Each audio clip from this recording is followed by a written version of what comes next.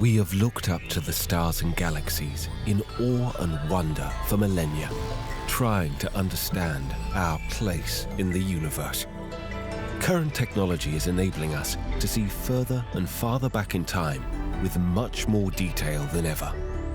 The next generation of orbiting telescopes is soon to enter service. Who knows what giant leap they will make in our understanding of the universe.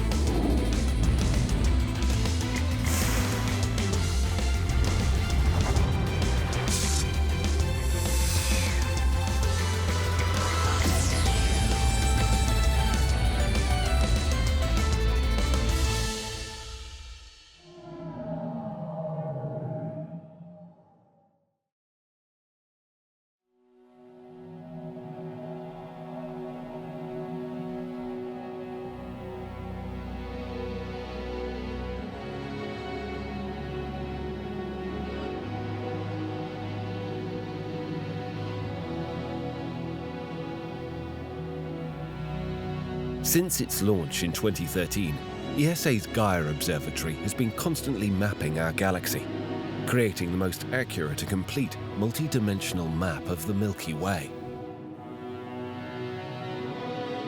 This latest observational dataset has been released and contains even more and improved information about almost 2 billion stars, solar system objects and extragalactic sources.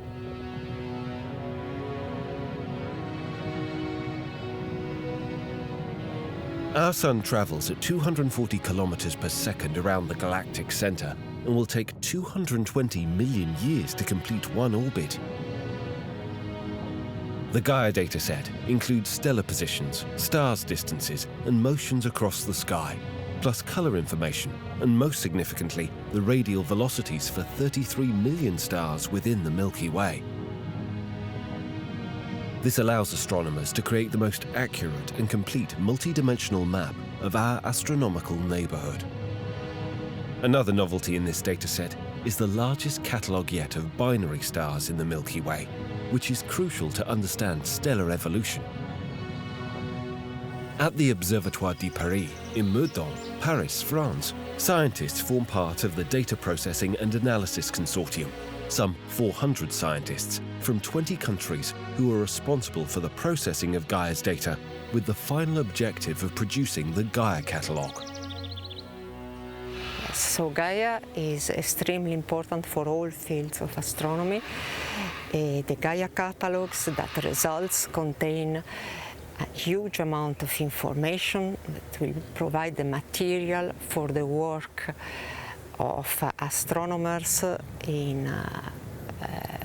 around the world and for many, many years. With each new release, the observed stars, solar system objects and extragalactic objects increase, and many more details are added to what is already the most detailed overview of our galaxy.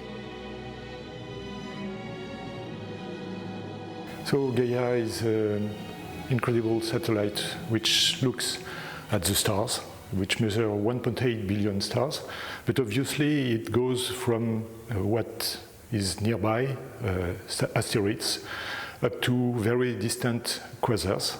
For these 1.8 billion stars, it's able to find their distance, their astrophysical parameters, their ID card in some sense. Up to now, Gaia had given already a lot of information about stars, but now it's going from astrometry, the position, motion of the stars, up to astrophysics, knowing the characteristics, the astrophysical parameters for nearly 500 million stars. It is able also to find a lot of variable stars, to classify them. It's able, of course, also to see what is variable in terms of position, and so it helps to find binary stars which move on the sky or on the spectrograph. And this time we provide new measurements such as star brightness in the RVS spectral range, rotational velocities, atmospheric parameters, chemical composition, and the RVS spectra also provide information on the abundance of the interstellar material that is present between stars.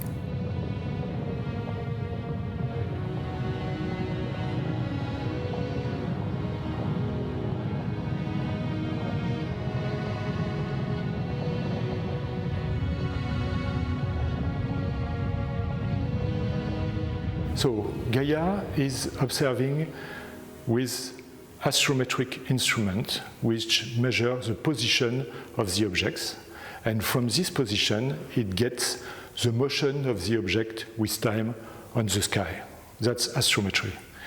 Then Gaia measure also the light of the object, measure spectrophotometry for the object, and from this it can infer the color of the object, but also you can derive from that all the astrophysical parameters that you can get, like temperature, effective temperature, gravity, and so on. You can also infer what is the extension of light in the distance where it comes from the star to us. So the third instrument now is a spectrograph, which is able to see the spectrum of the star. And so when you see the lines of the spectra, you see at which speed the object is going towards us or and the other way around. Or when it's moving periodically, then you can detect through the motion of this radial velocity. That's the three main instruments of Gaia.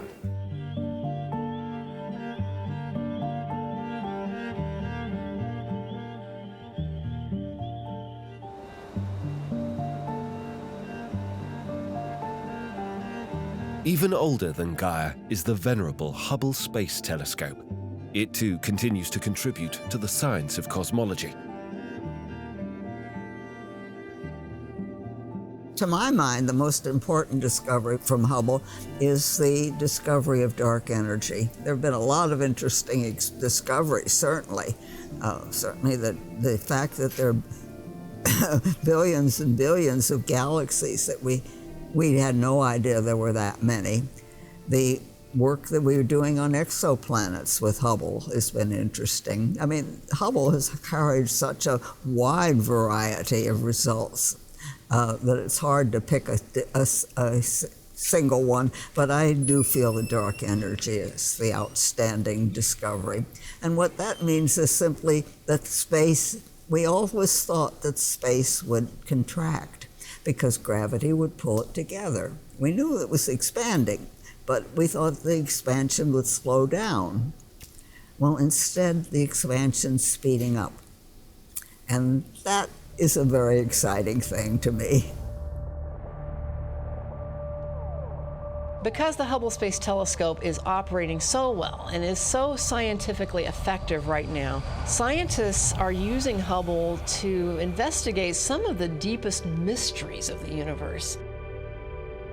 One mystery is dark energy. That's the name just kind of plastered on this phenomenon that Hubble and other telescopes together, we found that the universe expansion has been accelerating for the last few billion years. Well, what is causing that? We don't know. It's something about a repulsive force that we may not fully understand, or new physics that we don't fully understand. But Hubble was used along in complement with some telescopes on the ground to determine that the expansion of the universe is in fact accelerating by something we're now calling dark energy. And without Hubble, we would have not been able to make this detection, which is now a Nobel Prize-winning discovery.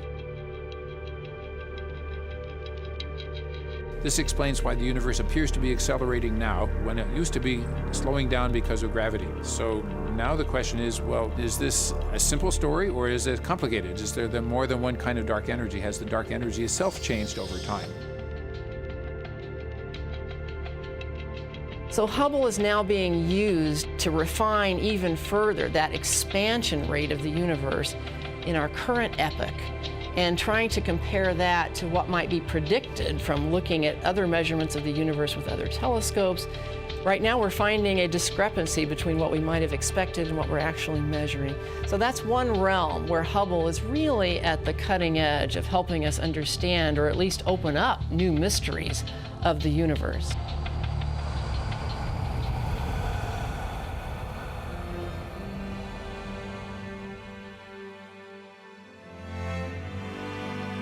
Astronomers are still puzzling over dark matter and how it behaves.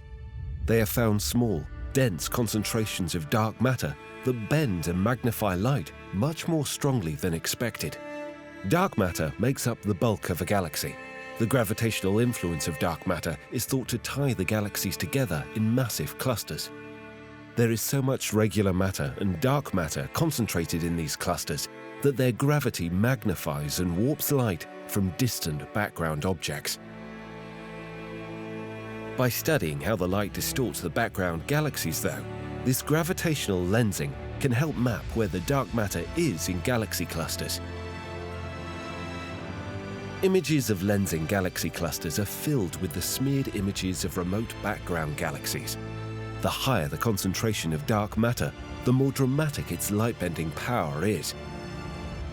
Smaller clumps of dark matter associated with individual galaxies in the galaxy cluster create more distortions. In some sense, the galaxy cluster acts as a large lens that has many smaller lenses embedded inside. But strangely, astronomers found that 3 galaxy clusters used in their study had concentrations of dark matter that are so massive that the lensing effects they produce are 10 times stronger than originally expected.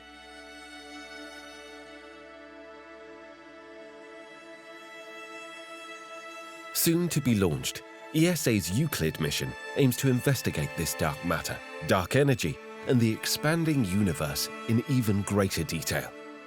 Euclid will image billions of galaxies with unprecedented accuracy out to a distance of 10 billion light-years. These measurements will enable astronomers to improve their understanding of the expansion of the universe and the growth rate of cosmic structures. Euclid is a cosmology mission. It will study and try to better understand the geometry and the nature of the dark matter and dark energy, which is the peculiarity of Euclid. It's a telescope that will scan the sky with an accuracy that is unprecedented. So this is really something that no other spacecraft did before. This will allow to get additional information and to better understand the story and for the expansion of the universe and the growth on the cosmic structure. Euclid carries a 3-mirror anastigmat design.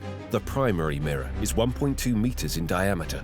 This type of design allows for a greater field of view, covering the visible wavelengths and simultaneously near-infrared spectroscopy and photometry.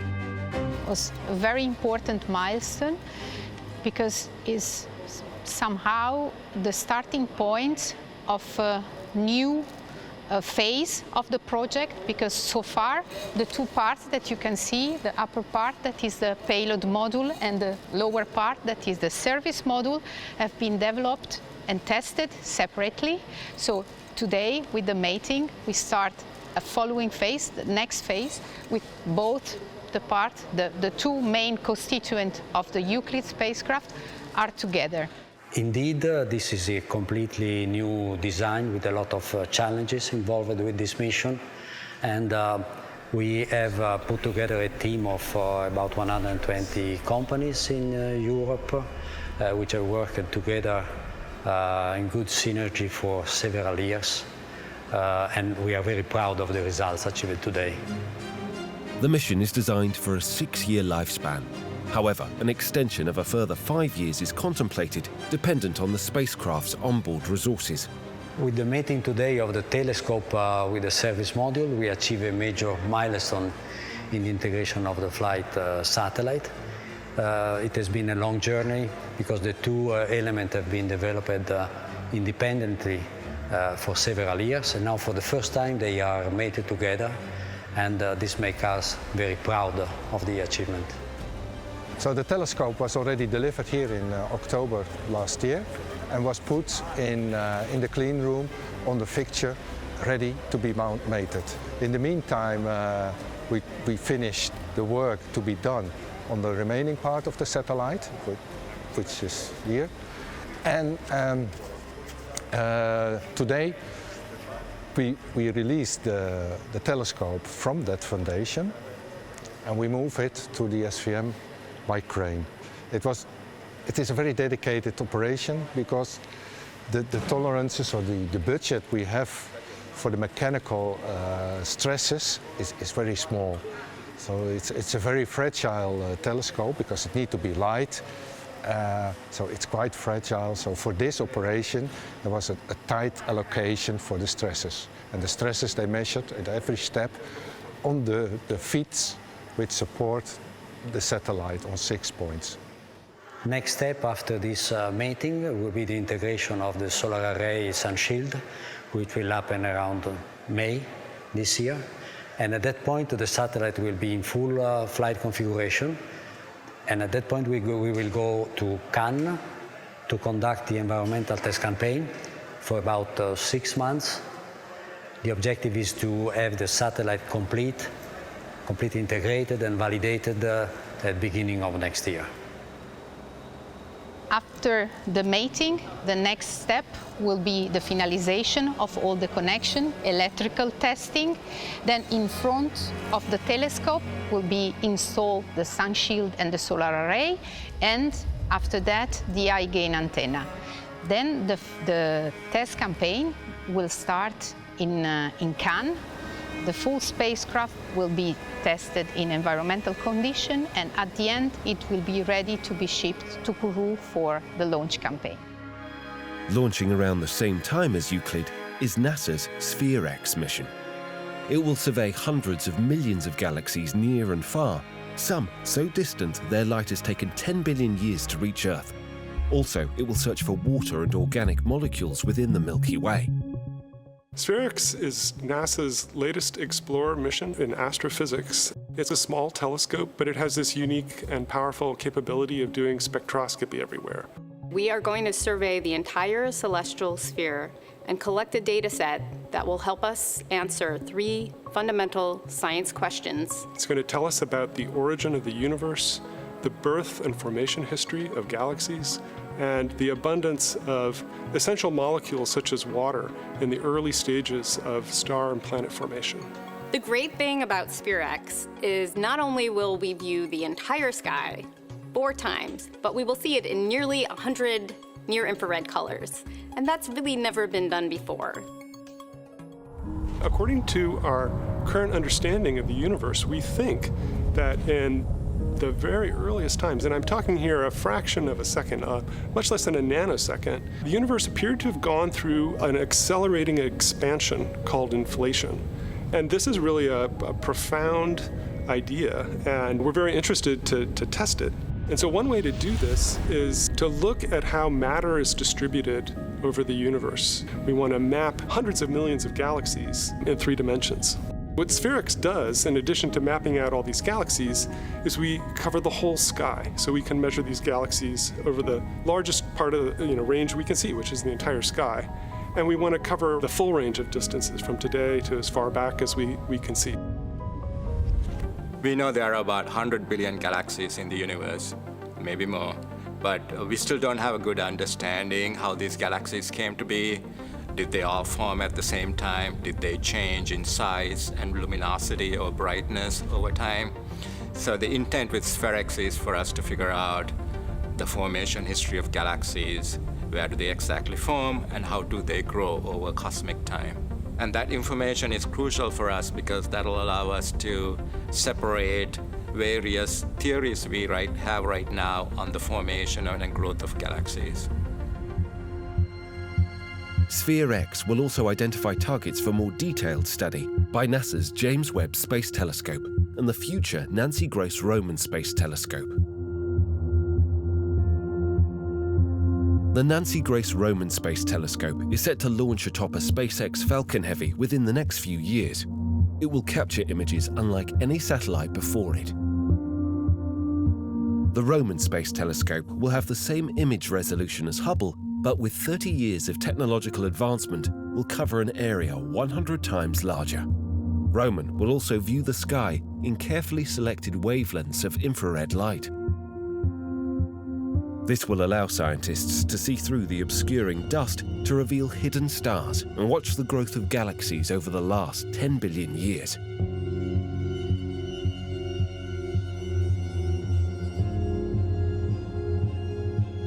Because Roman will be seeing further back in time, accurate measurement of distant stars is critical. A small galaxy close in looks similar to a large galaxy farther out. One method used by astronomers to gauge distances is something called a standard candle.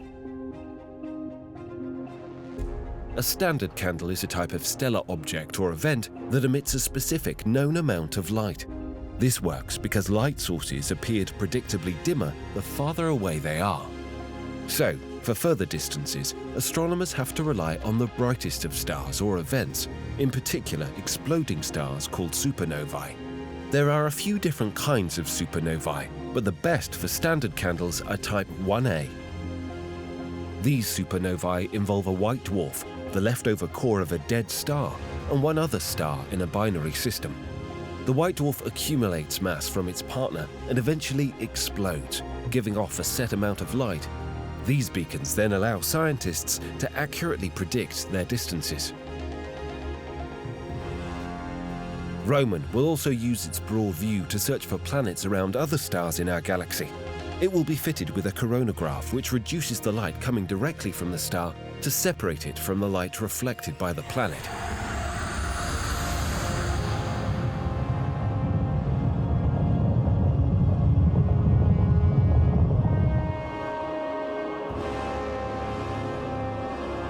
The Roman Space Telescope's coronagraph doesn't block the star's light.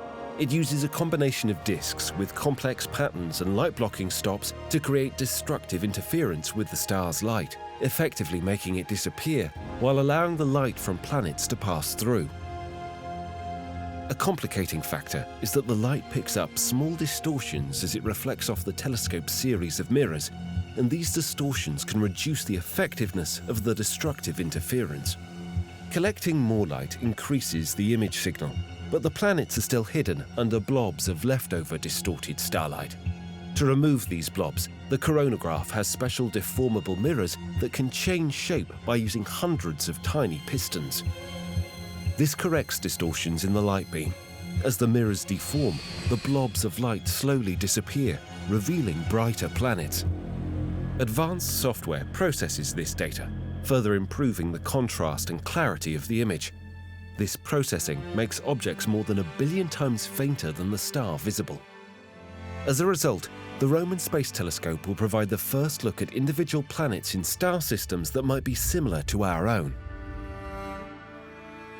The Nancy Grace Roman Space Telescope will also look for the fingerprint of dark matter and dark energy in the distant reaches of the universe. With an unprecedented combination of breadth and depth, it will open a new era in observing and understanding our universe.